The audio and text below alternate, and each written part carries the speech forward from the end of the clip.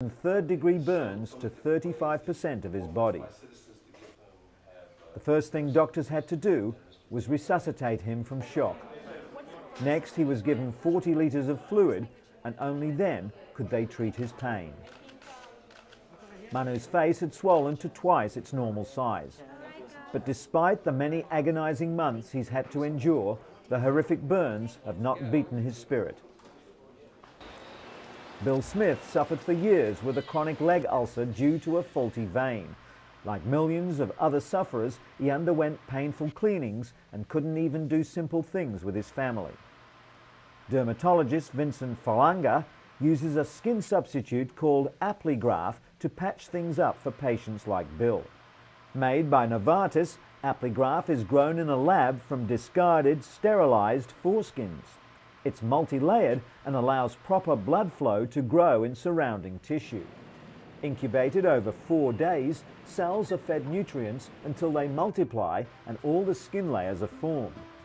It's then sent by overnight courier to doctors, packed in a nutrient-rich liquid.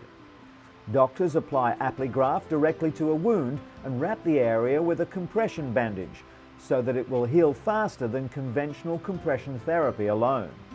Apligraf is also being studied for use on other types of skin wounds, like those caused by diabetes, sickle cell anemia or burns. And speaking of skin, workers at Genomics Collaborative Incorporated in Cambridge, Massachusetts begin each day with a new delivery of blood and tissue samples. They never know how many they'll receive, but they must carefully process each sample immediately.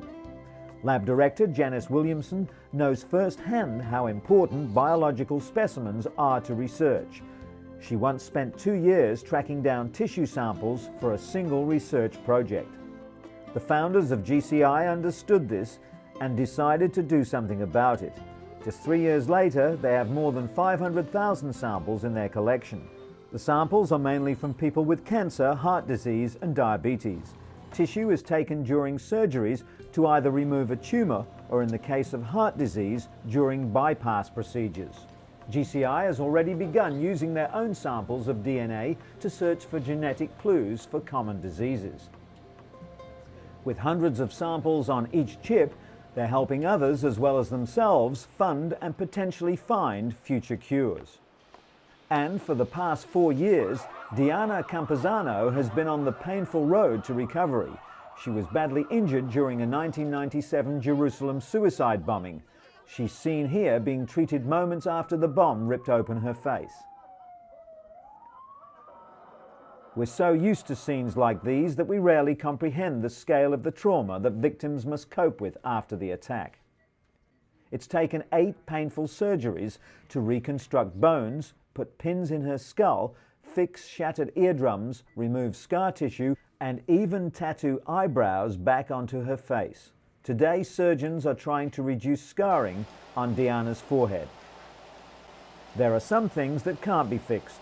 The scarring from burns, her eyesight in one eye, and of course the emotional distress.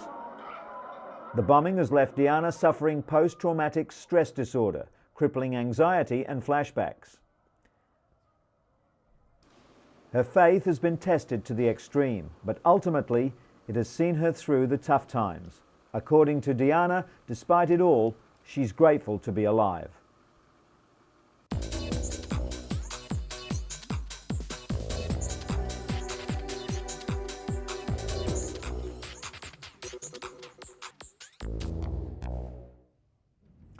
An important win for AIDS activists and paediatricians in South Africa. The High Court of Pretoria ruled that the government must provide the AIDS drug nevirapine to expectant mothers infected with HIV. Nevirapine can reduce HIV transmission from mother to child by up to 50%. South Africa's biggest activist group, Treatment Action Campaign, launched the suit after the South African government refused to administer the drug to pregnant women in public hospitals and clinics. Before the ruling, German drug company Boehringer Ingelheim, which makes nevirapine, offered it for free to developing countries for 5 years, but South Africa has not responded to the offer. The decision requires President Mbeki's government to formulate a plan for dispensing the drug, But the government argues that even if given nevirapine, women will still transmit HIV to their children through breast milk. As many as 70,000 children are born HIV positive here each year. As HIV continues to spread across the globe, the cost of treating the deadly virus is becoming more prohibitive. The drug cocktail costs each patient $15,000 a year, more than the average person's wages in many developing countries. But US scientists report that it may be possible to cut a patient's dosage in half, reducing side effects and cutting costs. Researchers at the National Institutes of Health in Bethesda, Maryland, took a group of 10 patients and put them on intermittent treatment, 7 days on drug therapy and 7 days off for 68 weeks. They monitored the patient's viral load, or the level of HIV in the patient's blood after 7 days off the treatment, and found the results were almost identical to patients who received continuous therapy. Cutting back on highly active antiretroviral therapy, or HAART, can suppress the virus without creating resistant strains. Follow-up research will be conducted in the United States and Uganda in the hope that more drugs will be available to developing countries. The cost reduction could also prove critical in places like Africa, where more than 28 million people live with the virus. Justin Ligrecki is like any other 18-year-old, going to school, hanging out with friends and following the football. But Justin is also part of the first generation of teenagers born with HIV. Daily antiretrovirals make him feel sick, but it's the emotional battle that's the hardest, like deciding to tell schoolmates about his HIV status. The fact that drugs are keeping teens alive well into adulthood has brought a new set of problems, like dating. Despite his HIV, Justin does have a steady girlfriend. Justin's adoptive mum, Melody, initially didn't want him to reveal his HIV status, knowing the bigotry he'd face. But instead of hiding, he set up a foundation to fight prejudice. No one knows how long this first generation of HIV-born babies will live, but Justin remains optimistic. For 2 decades, male condoms have been the primary tool for stopping the spread of HIV, but now researchers at Duke University in North Carolina are hoping to give women more control over HIV protection. While much attention is focused on time-consuming and expensive research, Dr. David Katz is leading research on a relatively simpler topical compound. It would kill the HIV virus on contact using microbicedes, or what some would call magic bullets. Women whose cultures allow them little reproductive control would benefit most from the compound. Bioengineers want to develop a product that prevents infection but not pregnancy, for fertility and religious reasons. It's also difficult to design a compound that works on all women all over the world. While research is still in early stages, Dr. Katz anticipates developing an HIV-killing cream, gel or foam that would one day be available over the counter.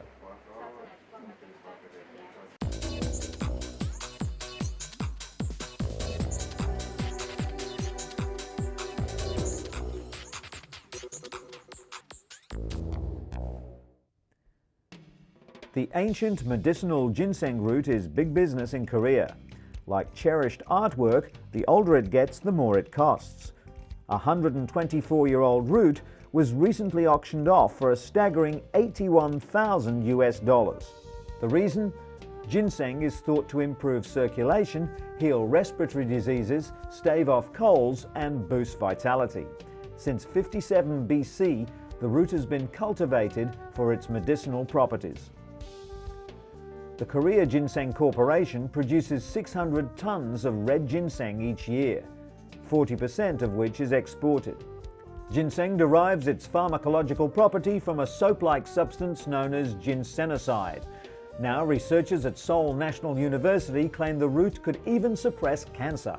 Such scientific accolades are only expected to boost sales and expectations even higher.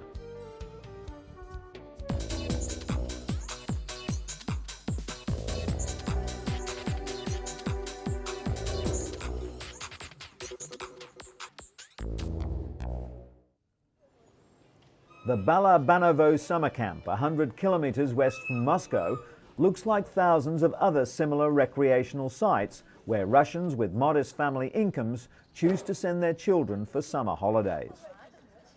But in a certain way, Balabanovo camp is unique. The children who come to spend summer here are afflicted with various physical and mental disabilities such as cerebral palsy, autism, birth defects and mental disabilities. The camp is the summer base for a rehabilitation program called The Sunny World, developed by a group of Russian therapists and psychologists. The program involves a set of activities aimed at restoring children's physical and mental abilities, with therapeutic horse riding being the major element. Therapeutic riding is the combination of physical therapy and equestrian techniques designed to build strength, coordination and, most importantly, self-esteem. The disabled children come to the camp with their families. Creating a familiar, friendly environment is one of the major elements of the program. The disabled kids interact with other children, with parents and instructors. They feel safe and happy and are willing to develop new skills and abilities. Katya, one of the children at the camp, developed cerebral palsy after a near-drowning accident when she was just over a year old.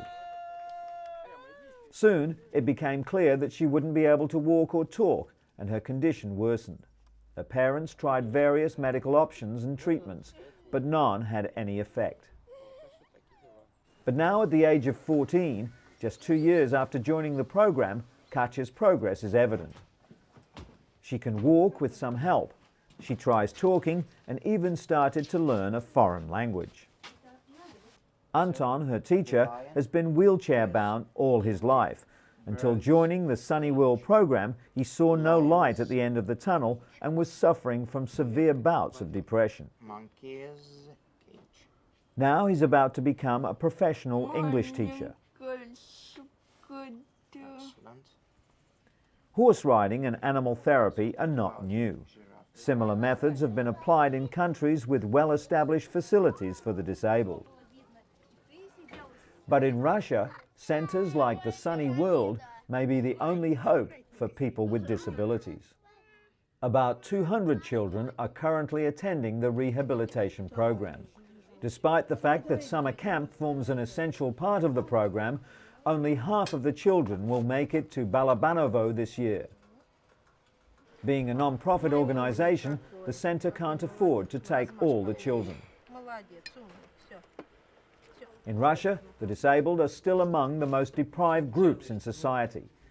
They struggle to survive on minimal state social security, while the big cities rarely provide even the most basic facilities to care for their special needs. It's difficult to feel valued or appreciated in such a negative climate. Worst of all, parents live in fear that once they get too old or sick, their children will simply be institutionalized. That's why the program promotes maximum development, so these children can someday live independent lives.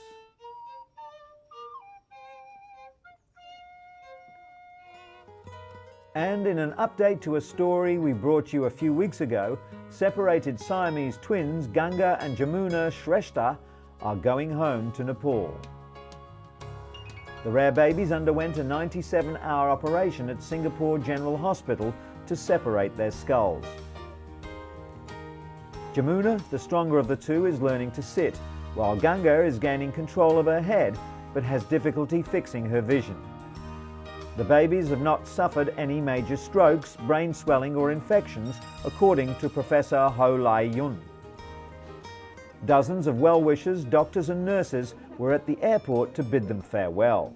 The twins and their family spent more than a year in Singapore and will return one day for more reconstructive surgery.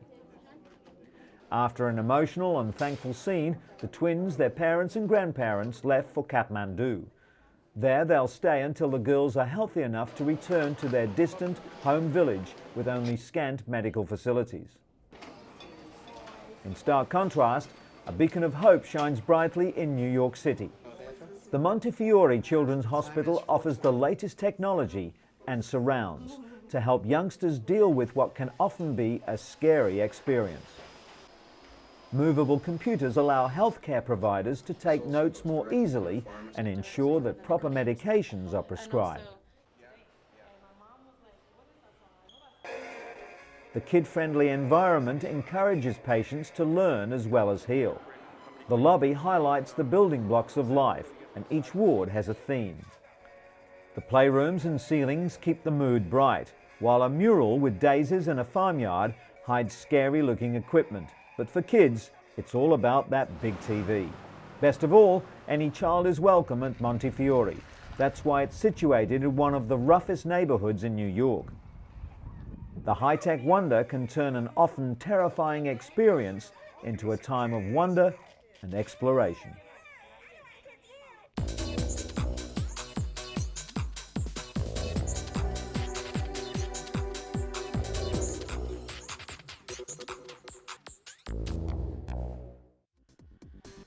Robert Schmidt is one of an estimated 500,000 Americans suffering from the neurodegenerative disorder Parkinson's disease. Researchers say the disorder is caused by a combination of factors, both environmental and genetic. But new research in the latest issue of the Journal of the American Medical Association suggests a link between Parkinson's disease and another neurodegenerative disorder, Alzheimer's, via a protein called tau. Doctors at Duke University Medical Center believe they found the connection on chromosome 17. Unlike the abnormal deposits of tau found in the brains of Alzheimer's patients, Vance says there's no abnormal tau in Parkinson's patients. Instead, researchers are finding a rather common form of protein that increases the susceptibility of developing late-onset Parkinson's disease. Duke researchers have also discovered 5 new genes linked to Parkinson's disease and hope the latest discoveries will bring them one step closer to finding a cure for the debilitating disease. Scientists at the University of California have developed a new way to detect changes in the brain before symptoms of the devastating disease begin. They believe it will revolutionize the way Alzheimer's patients are treated. During testing, a patient is injected with a new chemical which seeks out abnormal deposits in the brain.